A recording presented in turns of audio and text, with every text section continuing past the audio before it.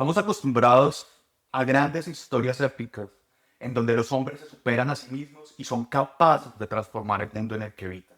¿Qué piensas, César? Pues exactamente, estamos acostumbrados a estas historias de héroes que lo dan todo por el bien común, llegando incluso a dar sus vidas, con tal de lograr ese acto heroico y en algunos momentos pasar a la historia.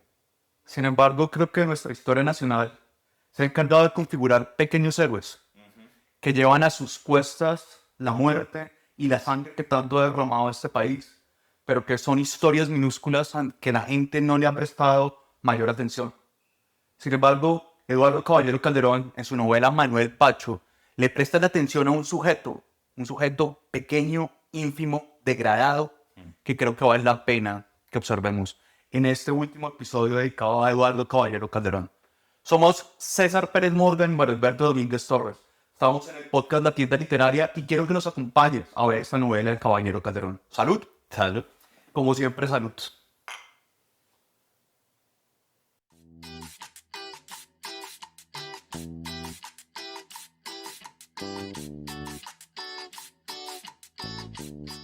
Bueno, Mario, me gustaría que leyéramos el epílogo que ha podido servir de prólogo que escribe Eduardo Caballero Calderón. Léaselo, por favor. Manuel Pacho. Dice: he llegado a pensar que cualquier hombre, por humilde e insignificante que sea, tiene alguna vez en su vida un minuto de aproximación al éxtasis del místico, a la intuición del genio o al sacrificio del héroe. Me parece muy bien, César, que haya leído ese epílogo, porque precisamente lo que nos muestra es que funciona a manera también de prólogo en una forma de reflexión por parte de Eduardo Caballero Calderón de pensar que la violencia es una cosa circular. Pero quisiera primero contarles a nuestros oyentes, espectadores, en qué consiste esta novela de Manuel Pacho. Manuel Pacho es una novela escrita en 1962. Es una novela que consta de 12 capítulos. Y es una historia realmente sencilla. Y es sencilla porque lo que nos va a mostrar es el proceso de peregrinaje de Manuel Pacho llevando a cuestas el cadáver de su padre hasta Orjuela. ¿Qué es lo que ha ocurrido? Al inicio de la novela nosotros empezamos con una masacre, en donde Manuel Pacho queda completamente paralizado cuando está subido en la copa de un árbol y ve cómo matan a su padre, ve cómo violan a su mamá, ve cómo matan a los empleados de la finca y los terminan botando al río Meta. El hombre se ha quedado paralizado. Y ese dolor que le genera no poder haberle ayudado a su padre y a su familia hace precisamente que le prometa a él que lo va a llevar a enterrar hasta Orjuela. Y en ese proceso, una de las cosas que él muestra es la fatídica historia de aquel que debe llevar a cuestas las muertes de su familia. Pero, aunque la historia es sencilla, aunque lo que principalmente nos va a contar la novela es ese tránsito de 3 días con sus noches, en ese transcurso de llevar la muerte a espaldas, constantemente la novela va a ser una serie de análisis, va a devolverse en el tiempo para contarnos el pasado del personaje.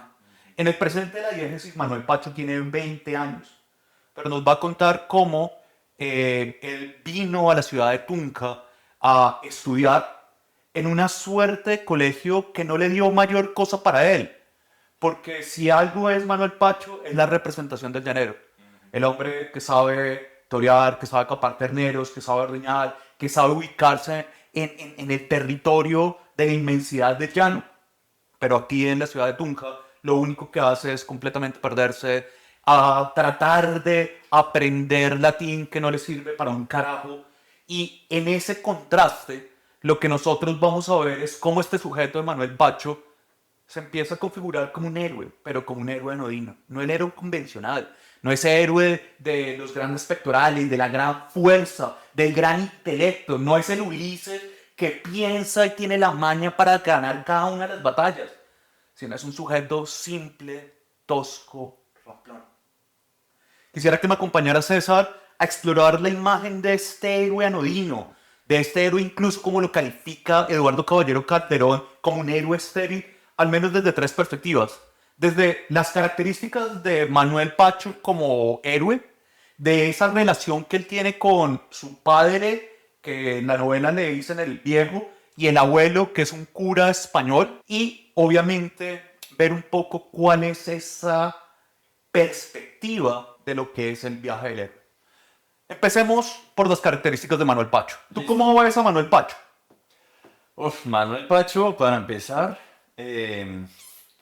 físicamente parece una defecio. Y está siendo amable. Y estoy siendo amable. Porque es que este tipo, bueno, tiene sus 20 años, ¿no? Sí. Es chiquito, tiene unas características de animal. Eduardo Caballero dice, ese tiene orejas de murciélago, tiene unas manos ásperas, tiene una cara detestable casi, Deforme. deforme. Entonces, Es bajito, Es bajito. corpulento. parece un enano. Ahí lo dicen, él dice, Sí. es un enano viejo. Es un enano viejo. Tiene una fuerza descomunal. Eso sí. Sí. Pero no solo es esa característica física. Porque uno puede ser feo, pero al menos debe tener algo por dentro. Exacto. Pero este tipo tiene algo por dentro. No, no, este tipo no tiene nada. Bueno, tiene muchas cosas, ¿sí? Sí. O sea, como usted lo decía, el tipo es llanero, el tipo tiene un conocimiento del territorio y tiene una habilidad para manejarse en el ámbito llanero, rural, pero es que este tipo es un imbécil. Es un completo imbécil. Hay una escena, simplemente para poner un ejemplo, en donde él lleva los zapatos de su padre a cuestas. Ahorita más adelante volvemos sobre los zapatos. Y él empieza a escuchar que hay un ruido atrás. Ta, ta. Él piensa que lo sigue. Y lo que no se da cuenta es que lo que está generando el ruido son las botas que se están chocando con ellas mismas. Y es que se arma todo un cuento con esas botas, porque empieza a decir, hay un animal que me está siguiendo, será la mamita que la dejé, porque es que la mamita la dejaron tirada en el río. Y él como que también tiene algo de culpa, como estoy cargando a mi papá, pero mi mamá pues la dejé allá, pero es que cargar dos muertos es difícil, apenas si puedo con uno. Y se arma un cuento de culpa, Sí. que al fin y al cabo lo carcome hasta el final del capítulo 1, si no estoy mal. Y termina siendo no necesariamente un chiste, pero creo que una forma sardónica, al menos por parte de Caballero Calderón, para mostrarnos la simplicidad de este sujeto. Sí. Pero las características del héroe no se quedan simplemente en eso. Un tipo que de pronto puede tener una fuerza física, que conoce el territorio, como bien lo has dicho, César, que es corto de entendimiento, sino que es un sujeto que uno como lector le cuesta trabajo llegar a tener una empatía con él. Ay, sí. Sí, tristemente es difícil lograr empatizar con esta persona, bueno, con este personaje, a pesar de que lo que está pasando es una tragedia y lo que está haciendo es una cosa tremenda, pero él mismo se encarga de alejarlo a uno. Él mismo se encarga. Y simplemente para contextualizarnos, este sujeto, cuando baja del árbol y encuentra a su padre muerto, dice, bueno, yo lo voy a enterrar a Oropué, pero yo no tengo la fuerza suficiente para cargarlo a cuestas durante 3 días. Y entonces, en un acto horripilante, en un acto de una crueldad atroz, le cercena las piernas Con un machete. con un machete. Y no tiene ningún dolor a la hora de hacerlo, porque lo único que está diciendo es, esto me va a permitir a mí llevarlo más fácil a la misión que me estoy proponiendo a mí mismo. ¿Sí? Pero entonces, en esa simplicidad, precisamente uno lo que logra o lo que le genera a uno como lector es alejarse. Sí. Porque, al menos desde mi perspectiva, y creo que varios de ustedes la pueden compartir, el cadáver, el muerto, es un cuerpo que no se profana. Ajá. ¿Y este tipo qué es lo que está haciendo?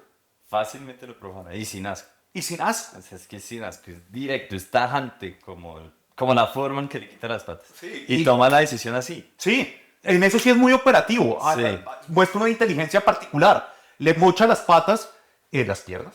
Y después sigue caminando con el padre. Y hay una escena en donde uno dice, bueno, este hombre está llevando este cuerpo a las espaldas.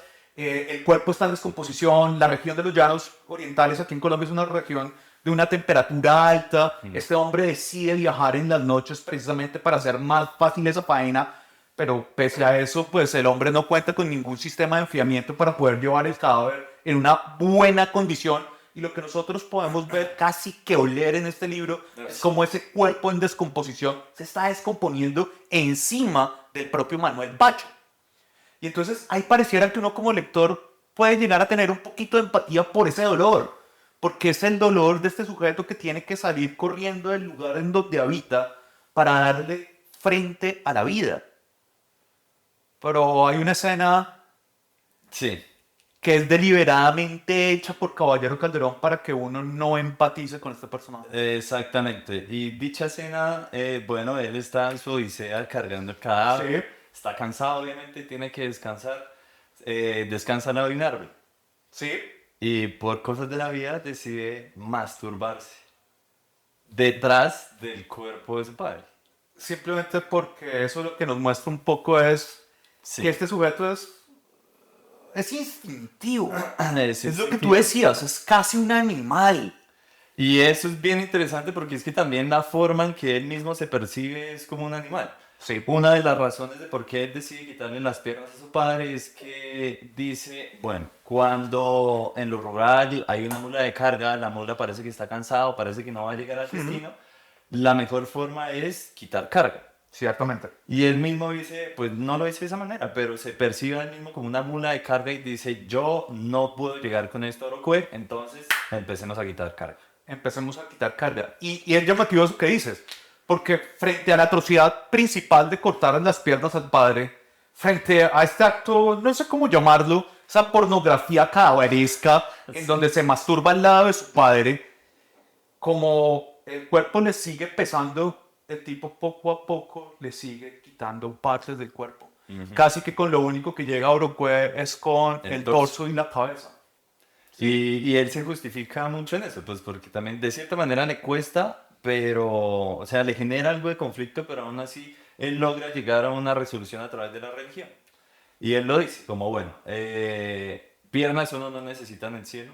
Sí, ¿por qué? Tenía una mano que, sí, Se no había comido tenía- un marrano. que se la habían comido el marrano, entonces esa también la termina quitando y dice, al fin y al cabo lo que importa es el pecho, porque en el pecho es donde se aleja el alma del ser humano. Sí. Entonces prácticamente que este tipo está dispuesto a descuartizar el cadáver de su padre con tal de llegar a Orocovi, así sea con un pedazo de... Así sea con un pedazo de él.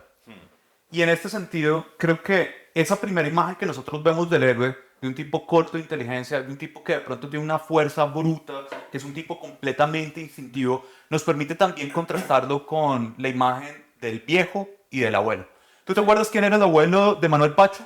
Sí, el abuelo es un viejo español Sí. que llega a Colombia, es un cura de ojos azules que a sus propias palabras se relaciona o está muy cercano con Bolivia.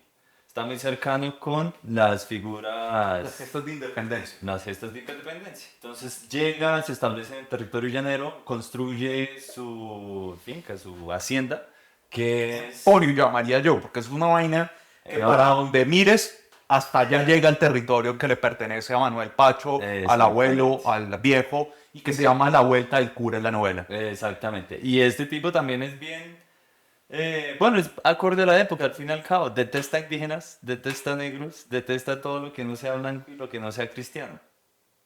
Completamente. Y sí, sí, sí ves qué es lo que qué es lo que está detestando el viejo, el abuelo, diré. Exactamente. De alguna u otra manera, Manuel Pacho, que es hijo, que es perteneciente a ese linaje, es un linaje degradado completamente. Ajá. Y en solo 2 generaciones. Y en solo 2 generaciones, porque es que además la novela tiene una particularidad que yo no sé muy bien cómo leerla porque me genera incomodidad, y es el hecho mismo de que la novela nos hace ver que Manuel Pacho parece ser el hijo de una relación incestuosa. Sí, sí, completamente. Y ahí uno podría ver cómo está esa degeneración de ese abuelo español que llegó a finales del siglo XIX o en parte del siglo XIX. Y también tiene que ver con otra cosa. El español es blanco, con ojos azules, con su garbo, con su postura. Este sujeto es un enanito, bueno, puede ser un poco fuerte, pero con rasgos indiados, con un color de piel un poco más cansina, pero sí guarda un rasgo, y son los ojos azules. Lo que queda de ese gran linaje son los ojos azules. Exacto. Pero ahí también viene otra cosa, y es cuando tú lo emparentas con Bolívar, por lo menos al abuelo, que son los protohombres, los padres de la patria. Ajá. Aunque obviamente hay una lectura un poco particular por parte de Caballero Calderón, porque ese padre de la patria no es el libertador, sino es el colonizador. Ajá. Que si ustedes lo recuerdan bien, que si tú lo recuerdas bien, cuando estamos hablando nosotros de la época de la violencia aquí en Colombia, que es 50, 60, una de las cosas que termina ocurriendo con los llanos orientales es que la gente se exilia ya huyendo de la violencia que generalmente se da en la región andina de Colombia. Y es una forma de ver una nueva recolonización de este espacio. Pero volviendo al abuelo y volviendo a lo que tú decías, es un sujeto degradado porque ya no tiene color de piel, Ajá. porque solo guarda los ojos azules, porque es fruto de una relación incestuosa y porque en definitiva no guarda toda esa posibilidad que puede llegar a tener el cura, que además siendo cura, de alguna u otra manera renunció a su credo, renunció a sus votos para Tener familia. tener familia. Claro. Y quién sabe en qué condiciones. Exactamente. Pero ahí también está la relación con los padres, con el padre, con el viejo. Con el viejo. Y ahí creo que valdría la pena pensar en algo que quedó abierto en la sesión pasada con el tema de las botas. Ujú. ¿Cuál es el simbolismo detrás de las botas, César? Y eso es bien curioso porque es que al fin y al cabo las botas representan todo el poder que tiene el viejo y que el viejo ha obtenido a lo largo pues, de esta tradición familiar. Y que se supone que esas botas, bueno, muy bonitas, muy tal, Sí. una cosa preciosa, se supone que eso lo hereda Manuel Pacho. Debería pasar a ser poder de Manuel Pacho y a través de esas botas Manuel Pacho puede conseguir o puede acercarse a lo que es la figura del viejo, una figura respetable, una figura de negocios, una figura, mejor dicho, es que el viejo es el mandamás y tal cual como lo dice la novela, hasta los tigres y los indígenas lo respetan. Hasta los tigres y los indígenas lo respetan. O sea, lo salvaje, el mundo entero respeta al viejo. Se le quita el sombrero. Exacto. Y es llamativo esto que dice César, porque la mamita todo el tiempo le está diciendo a Manuel Pacho que se ponga los zapatos. Ajá. Porque es que con los zapatos es que él va a poder entrar a negociar y a ser parte de esa finca que regenta el padre, que regenta el viejo. Y cuando matan al padre de Manuel Pacho, él lo primero que hace es empezar a vestirse como su padre. O sea, es Sí. muerto el padre, él entra a reemplazar. Pero él es un individuo que ha crecido con el pie al suelo. Sí, exactamente. Y dos cosas ahí. Una cosa bien curiosa de Manuel Pacho es que le mata a su padre, listo, piensa en las botas, se las Sí. pone y empieza a jugar. Sí, ¿cómo Empieza esa a parte de la jugar. novela? Empieza a jugar a ser militar. Sí, saludo militar. Se comporta como un militar con esas botas, se siente feliz y dice, yo quiero ser un general. Yo quiero ser un general. Porque eso es lo que estaba esperando Manuel Pacho. Manuel Pacho, como hemos dicho, tiene 20 años, está esperando cumplir los 21, que para ese momento es la mayoría de edad en Colombia, para que el padre le permita ir a él al ejército, porque él tiene no solo el conocimiento del territorio, sino también el deseo de ayudar en esa construcción de patria del momento. Pero evidentemente, en el marco que nos muestra la novela de la masacre, pues esas metas y esos deseos se van al traste. Sí, completamente. Y otra cosa interesante con las botas es que a Manuel Pacho no le sirve. Le quedan pequeñas. Le quedan pequeñas. Y es un estorbo. Claro. Es un estorbo semejantes botas para semejante trayecto. Y yo creo que eso que estás diciendo del trayecto ya nos lleva a hablar de este tercer plano, que es el viaje del héroe. Sí. Si lo recuerdas, César, que es una cosa convencional que nos explica a nosotros Joseph Campbell, el viaje del héroe tiene diferentes fases, pero generalmente el viaje arranca en un mundo normal en donde el héroe que va a ser el protagonista de la historia tiene un llamado. El hombre accede a ese llamado, empieza a andar el mundo, empieza a conocer un mundo desconocido para él, en donde se le presentan varias pruebas, en donde hay tutores, mentores que le ayudan a superar esas pruebas, en donde cada una de esas pruebas le permite a él configurarse como persona, empoderarse para sortear cada uno de esos elementos y poder transformar el mundo que habita para cuando regresa al territorio del que partió, ser otro y renovar ese territorio del que partió. Sí. Pero el camino, la trayectoria de Manuel Pacho, esa estructura no la sigue. No, no la sigue. Y no la sigue desde entrada, lo que usted decía. Hay un llamado. Y Eduardo Caballero juega con uno. Sí. Porque de entrada es este episodio de violencia que es bien violento, es una Sí. masacre explícita y es una masacre. Y el tipo nos lo encontramos con aquel llamado, o sea, se le hace el llamado y ¿qué hace el tipo? A que defiende la familia. Exacto, o sea, le están matando todo, le están matando a su viejo, a la mamita, hasta el caballo. Hasta el caballo que quería heredar. Exacto. Hay un llamado. ¿Y qué hace Manuel Pacho? Se queda completamente petrificado. Y no solo se petrifica, se mean encima suyo. Ajá. No suyo, de sí No, mismo. de sí mismo. Sí. Y es una forma muy llamativa de arrancar, porque ese llamado, curiosamente, es un llamado al que renuncia Manuel Pacho, Ajá. y por eso precisamente él se crea su propia misión, en donde el autollamado que él se hace es un autollamado a decir, ahora, como mi padre es hijo de cura, pues él debe residir en Tierra Santa y por eso quiere llevarlo hasta Uruguay.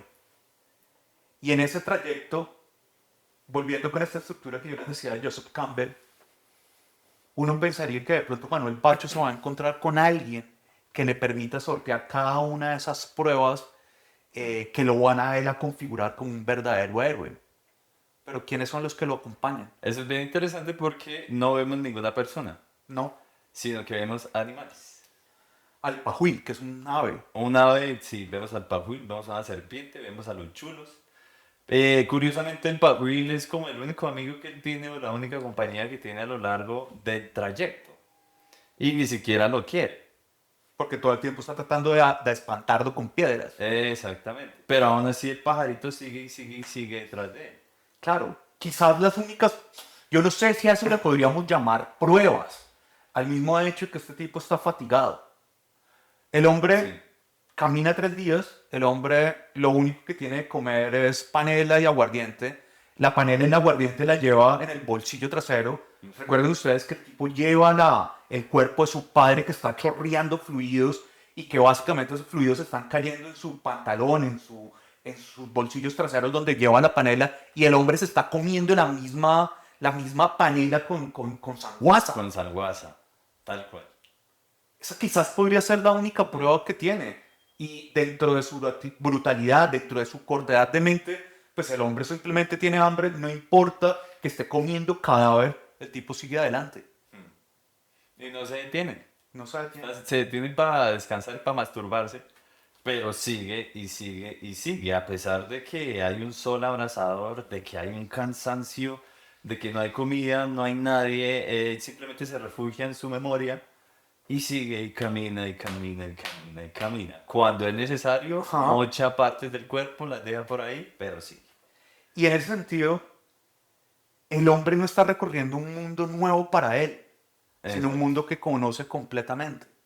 Y lo que hace más anodina esta historia y esta trayectoria del héroe es que cuando él logra llegar a Orocué, uno pensaría que esa gran épica que él está logrando va a ser recibida con aplausos, con vítores. Pero cuando llega a Orocué pasa una cosa, y es que la guerrilla está tomándose el pueblo. Y Sí. que lo único que él puede hacer es dejar el cuerpo de su padre, con el deseo quizás de enterrarlo, dejarlo en el atrio de la iglesia. Y tampoco es fácil para él, lo que su merced decía. O sea, uno espera o sea, es la llegada del héroe después de una odisea. Pero lo que pasa es que a este man lo rechazan. Porque Lo rechazan por varias cosas. o sea, ya dijimos que es feo, que es tonto, Sí. pero ahora huele a Uf, huele a muerto. a caverina, huele a muerto, huele a fosa común. Huele a fosa común. Y el olor es tanto que se huele a 3 cuadras de distancia. Todo el mundo lo rechaza, nadie lo quiere aceptar, casi que ni lo dejan entrar si no es por otro cura. Por Que otro cura. empieza a hacer el juego. No, venga, ¿qué pasó? Sí, Manuel Pacho, yo lo conozco, tal y tal y tal cosa.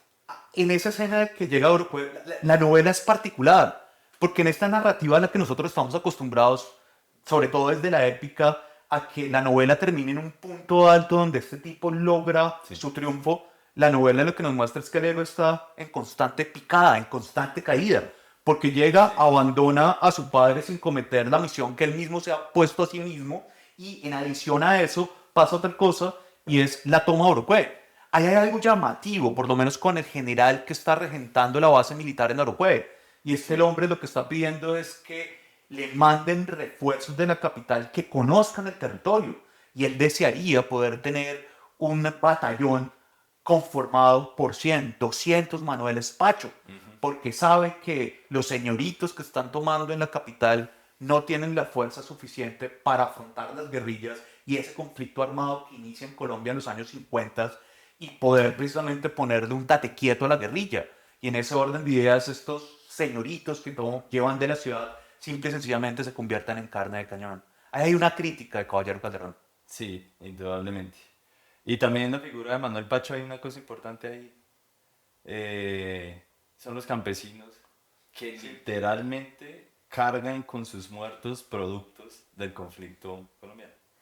Y en eso es donde el epílogo, que podría ser prólogo, se convierte en un prólogo que se convierte en un epílogo. Porque al final la novela no cierra simplemente diciendo que ocurrió la toma, sino casi con un desdoblamiento, desde una escena metaficcional por parte de Eduardo Caballero Calderón, de decir que él abandona a su personaje, que él abandona a Manuel Sí. Pacho, porque Manuel Pacho Sí, no le importa. no le Al fin y importa al cabo no le importa. También dice que solo le importa es el momento. el momento, ese momento en donde pudo ser un héroe con H mayúscula, con palabras sostenidas, pero simplemente no logró serlo porque no cambió ni su propia vida, ni cambió la vida de nadie de los que lo acompañaron o de alguien que habitara Orocué. Y por eso precisamente Eduardo Caballero Calderón, la mirada que hace es la de un héroe estéril. Sí. Uno que no tuvo el valor o la suerte quizás de haber muerto. Es, Porque si hubiera muerto, todo el mundo estaría hablando hoy de Manuel Pacho. Y nosotros seguíamos en peregrinación a él a decir, ¿cuál Bolívar? Manuel Pacho es nuestro héroe. exactamente. Pero no llega. Pero no llega. Manuel Pacho es incapaz de llegar allá, lo que usted decía. Llega a Orocué, ¿qué importa si logró enterrar a su padre o no? ¿Cómo termina Manuel Pacho? Desmayado. Desmayado. En una acción que no le dio réditos absolutamente a nadie. Ajá. Y por eso precisamente Caballero Calderón cierra diciendo que dado que este tipo no tuvo la suerte de morir, a él no le interesa simplemente este sujeto porque ya se convirtió simplemente en un personaje de novela.